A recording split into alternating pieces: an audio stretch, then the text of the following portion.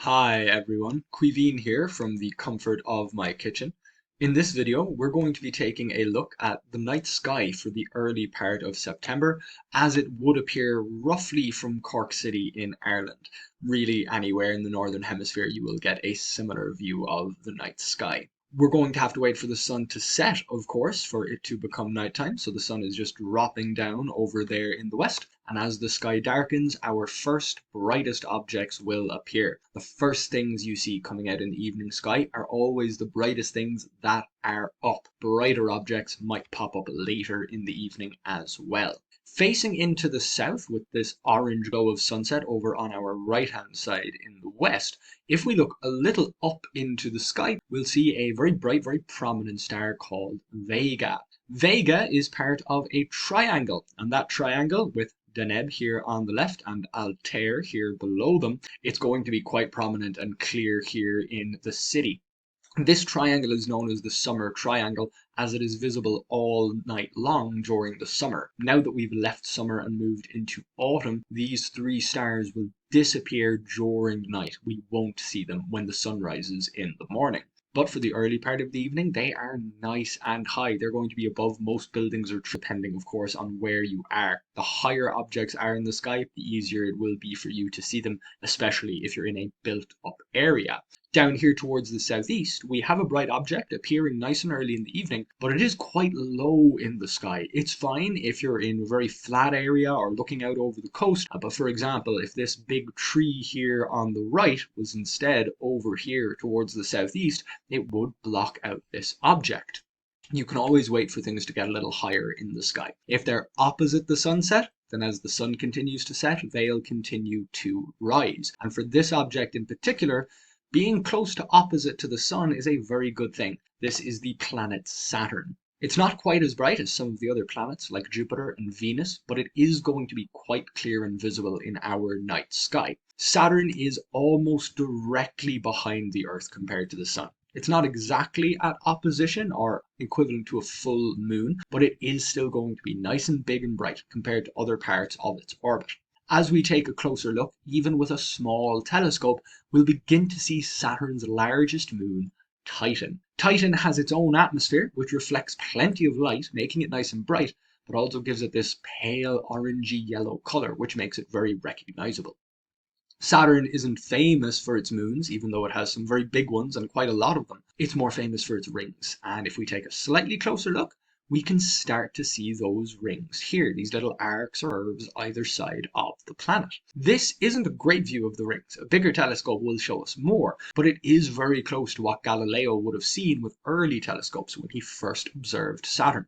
As we take a closer look with a much more powerful telescope, we can see a few more of Saturn's many moons. We can see more detail in the rings, the gaps between different parts of the ring, and even the shadow of the planet falling on the ring. We will talk more about Saturn in other videos, but for now, as long as you know that it's going to be up in September, nice and early in the evening for you to observe. And it's not the only planet we'll see at this time of year either. Pulling back out, it's still quite early in the evening, so we're going to push even later to allow the sky to get darker and allow a few more objects to pop up.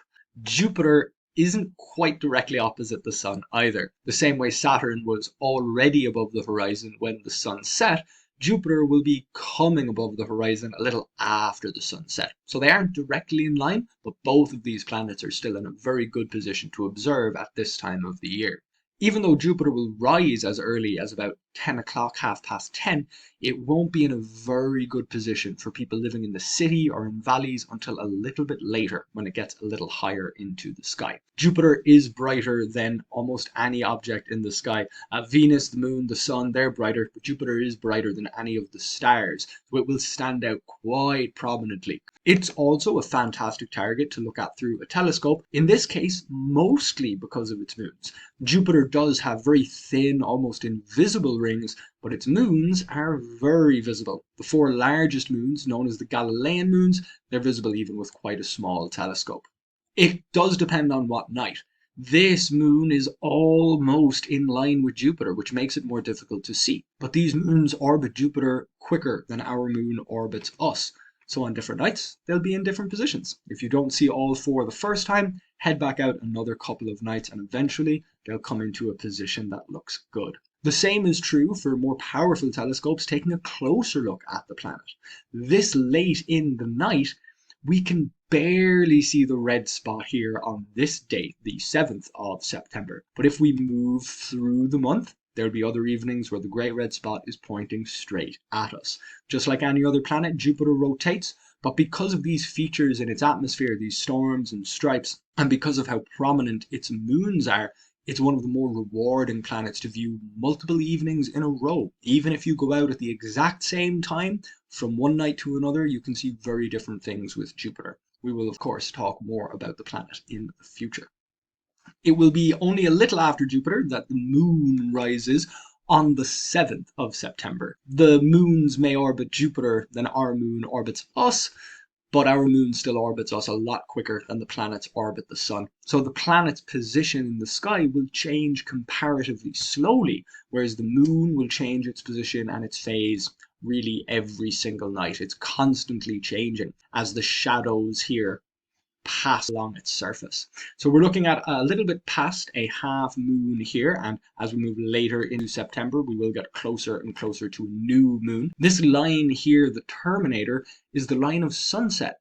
As the moon is turning, the sun is setting along here, and this area will be entering into nighttime. So the same way that the sun is setting gradually over the earth when it sets, it does so here on the moon as well, with this band of shadow slowly moving across the moon until it becomes new. Of course, we only get to see the moon every night, so it doesn't seem so gradual. We will say plenty more about the moon in future videos, and we will mention supermoons and blue moons the next time they come around. Believe it or not, blue moons are not quite as rare as they might seem. Before we move closer to morning time to get our very last planet, we're going to move out into the countryside. This view of the night sky here, leaning back, looking up to get a nice broad view of the sky. With the light pollution in the city, we are only seeing a few of the stars that we could see in other locations, especially when we have the summer triangle in the sky. The glow of the Milky Way, our galaxy, passes right through the summer triangle. So if the summer triangle is in the sky, the Milky Way is too. You just might not be able to see it. If we leave a city and move into the countryside, well, things get much, much better to see. And of course, this would be a fantastically perfect sky in a dark sky reserve in the middle of the desert in Cahersiveen in County Kerry.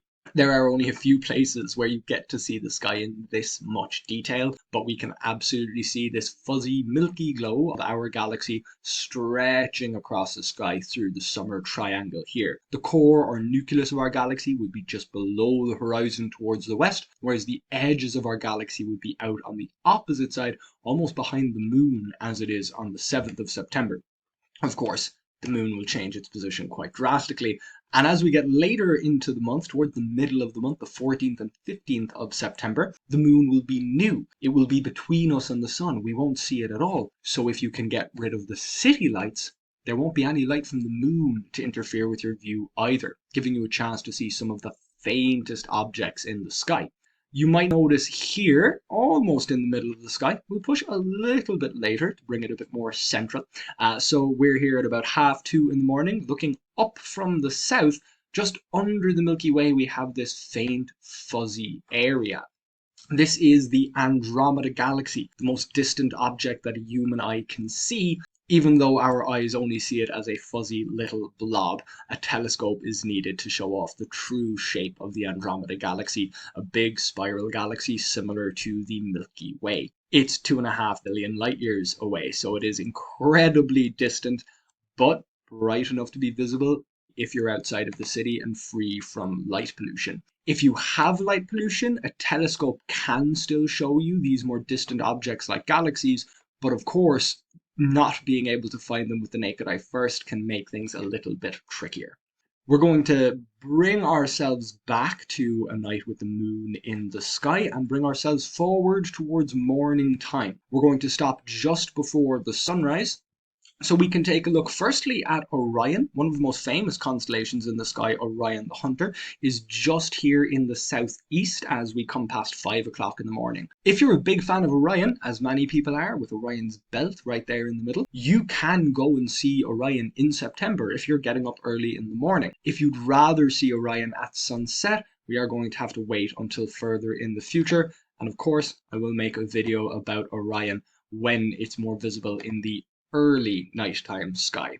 Here's Venus. Venus is brighter than Jupiter. It's brighter than any of the stars in the sky. It's only less bright than the moon and the sun. So it's going to be very, very prominent. It's starting out here quite low towards the horizon, as things do when they're first rising, but as we move a little bit later, it will get a little bit higher in the sky. You don't want to point your telescope at Venus when the sun is too close to the horizon. You still want your sky to be dark when you're using a telescope, otherwise you can do damage to your eyes. We're going to take a closer look at Venus, of course. All we're going to see is clouds, but we will take a closer look at those clouds. Venus has a very, very thick atmosphere, which allows it to reflect plenty of light and retain plenty of heat. So we can see here that Venus must be between the Earth and the Sun. We're mostly seeing this dark nighttime and only a little bit of this brighter daytime portion reflecting the sun. Just like our moon, Venus goes through phases, but we never really see it when it's full, as it's directly behind the sun when it's full. And of course, it's directly in front of the sun when it's new, which makes it very difficult to spot as well. It's best to look at Venus when it's a half Venus, sticking out quite far from the sun. Not the case here. It's a little bit close to sunrise at the moment, but still certainly observable and worth pointing a telescope at. It's nice to see a crescent planet and not just a crescent moon. Venus and Jupiter will be the last two nighttime objects left to disappear from the sky. Of course, the moon will stick with us well into daytime over the next couple of days. But as the sun rises and as the brightest star, Sirius, winks out, well, you can already see that Sirius isn't quite as prominent as Venus or Jupiter are here. So in the morning time, if you're more of an early riser, you don't have to worry about going out while it's still dark. As long as you can get outside early enough before the sun has truly risen, there's still a very good chance that you will get to see these bright, famous objects. There goes Sirius just fading out of view. There's only so much a human eye can do. Jupiter just gone, and Venus winking out just as we come up to about 10 to 7 o'clock. With the rising of the sun, that brings us back to daytime. And I hope that you get a chance to see a few of these objects in the sky over the course of September. If you're interested in stars and planets, then of course, I'd love you to subscribe to this YouTube channel. If you enjoyed the video, please drop a like. If you're interested in this software or learning more about the stars and planets, keeping track of my videos, I'll have links in the description, including a link to my website, queebeanscontent.ie.